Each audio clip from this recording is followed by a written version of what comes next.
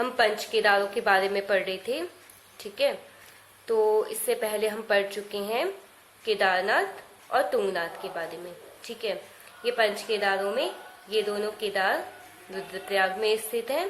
ठीक है, तो आज जो हम पढ़ेंगे मध्य महेश्वर या मध्य महेश्वर, यह भी आपका रुद्रप्रयाग में ही स्थित है। ठीक है, पंच केदारों में से ये 3 केदार रुद्रप्रयाग में स्थित हैं और बाकी 2 प्रयाग जो है बाकी के कल्पेश्वर और जो आपका लास्ट वाला है रुद्रनाथ, ये दोनों आपके चमोली में स्थित हैं। ठीक है, ठीक है, तो अब ये जो मंदिर है आपका मध्य महेश्वर मंदिर, ठीक है, यहाँ पे भगवान शिव के नाभि भाग की पूजा होती है। ठीक है, यहाँ पर भगवान शिव के नाभि भाग की पूजा की जाती है।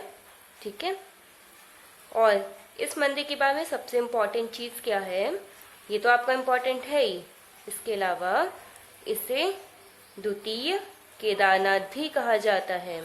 ठीक है, अब ये द्वितीय केदारनाथ क्यों कहा जाता है ये भी आपको पता होना चाहिए। ठीक है, द्वितीय केदारनाथ इसे इसीलिए कहा जाता है क्योंकि जैसा कि आप लोग को पता है जो केदारनाथ धाम है हमारा, ये हमारा केदारनाथ धाम जब जाड़ों में बंद होता है, ठीक है, तो भगवान शिव की यहाँ की पूजा ऊखी मठ में की जाती है। ठीक है, तो ऊखी मठ में जो मंदिर है वहाँ पर ये जब पूजा होती है, तो जब मध्य महेश्वर के कपाट जाड़ों में बंद होते हैं तब उनकी यहाँ के भगवान की पूजा भी ऊखी मठ में ही की जाती है।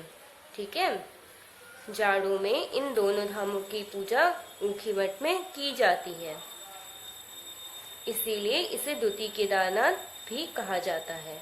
ठीक है, इसलिए आपका बहुत इम्पोर्टेंट हो जाता है ये आपका मध्य महेश्वर। ठीक है, और ये जो आपका मंदिर है ये समुद्र तल से 10,000 फीट की ऊंचाई पर स्थित है। ठीक है, और इसमें क्या इम्पोर्टेंट चीज़ है इस मंदिर के बारे में, ये जो मंदिर है ना ये केदारनाथ धाम के मंदिर के समान छत्र शैली का बना मंदिर है जो कि पत्थरों को तराश कर बनाया गया है ये मंदिर। ठीक है, और इस मंदिर के बारे में क्या इम्पोर्टेंट चीज़ है, और इम्पोर्टेंट इसमें ये है कि यहाँ पर वर्षा ऋतु में ब्रह्म कमल भी प्राप्त होते हैं। ठीक है, ब्रह्म कमल भी यहाँ पर प्राप्त होते हैं।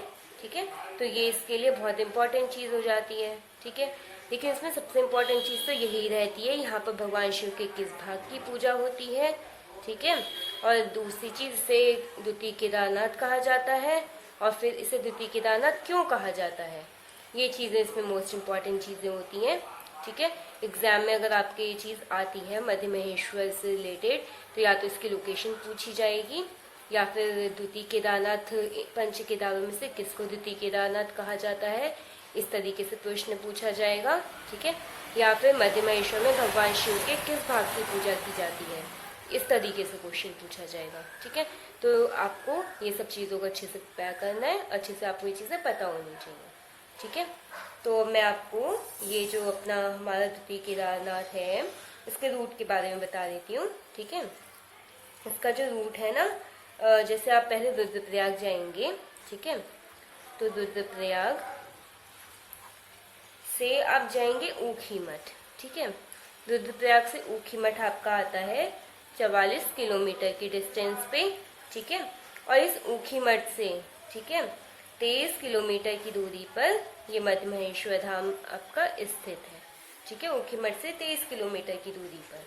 ठीक है, तो ये इसका थोड़ा सा रूट का जो बेसिक चीज़ें हैं वो मैंने आपको बता दी। ठीक है, और अब हम अपने ये पंच केदार यात्रा के अगले भाग में हम अपना रुद्रनाथ के मंदिर के बारे में पढ़ेंगे। ठीक है, इसी तरह जैसे हमने पिछले पढ़ा है ना, केदारनाथ तो देखिए उत्तराखंड के 4 धामों में से एक होता है।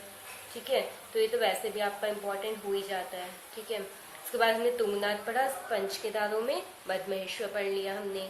ठीक है, तो हम आगे इसमें रुद्रनाथ पढ़ेंगे, उसके बारे में भी हम हर चीज़ पढ़ेंगे कि किस भाग की भगवान की पूजा होती है। ठीक है, उसका रूट और बाकी कुछ भी अगर उसके बारे में स्पेशल पॉइंट्स हैं जस्ट लाइक दिस वन, तो वो सब हम डिस्कस करेंगे। ठीक है, ओके, थैंक यू।